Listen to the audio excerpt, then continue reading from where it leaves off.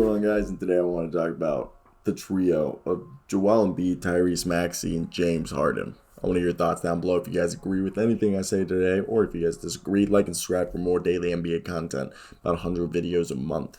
Now, this team, or this trio, you could say, is doing in something that really hasn't been ever been done before. I believe it's the first 5 games or whatever games it's been since James Harden has came to the 76ers.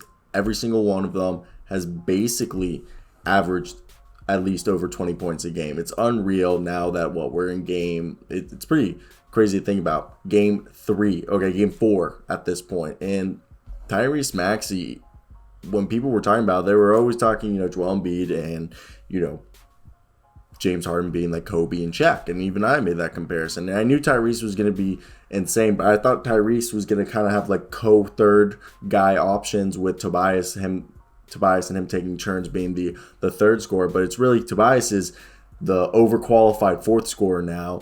And I know Matisse Thybulle had some foul trouble tonight.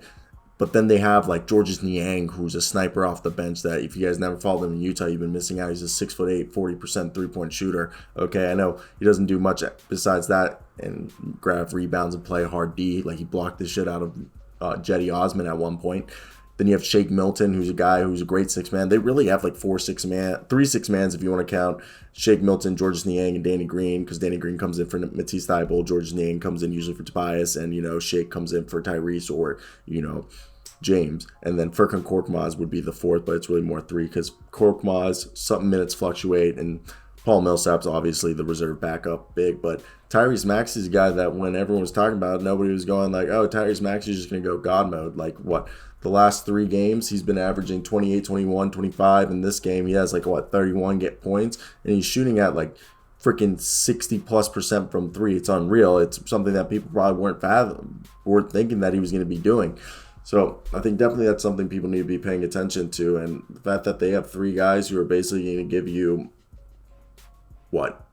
70 points combined between the 3 of them at least, maybe some nights almost 80 points. Okay, and this is a team that's scoring 120, 130 points some nights, and that's basically 2/3 of your scoring is down to 3 guys. That makes life super easier and efficient for guys like Tobias Harris from Matisse Thybulle, even though Thybulle again was in foul trouble. Shake Milton, Danny Green, Georges Niang tonight, who was just told just keep shooting the threes, okay?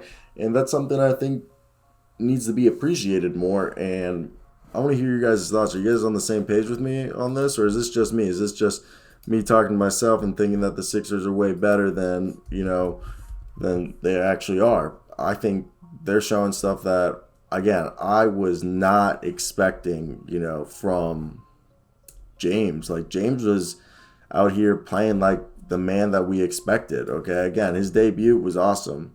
And as you guys see in the highlights, that's why I threw in the background.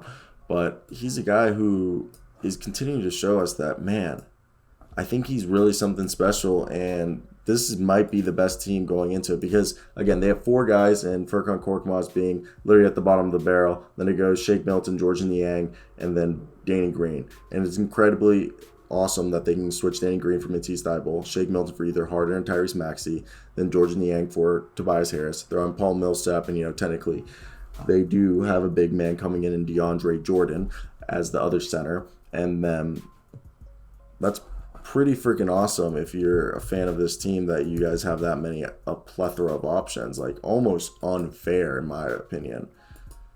But those are my thoughts. I'd like to hear your guys' opinions. Maybe I'm just alone in this, but hey, I hope you guys do have a great day. I'm gonna wrap this video up right here.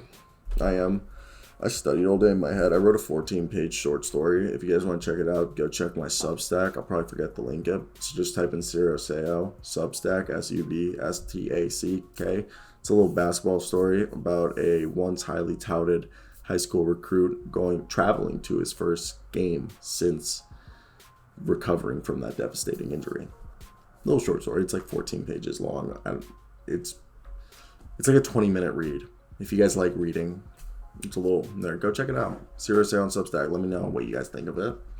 I think it's a good read. I'd write it for class. Put it on the internet because I thought it was decent. So influenced by Ian Fleming and Tim Green.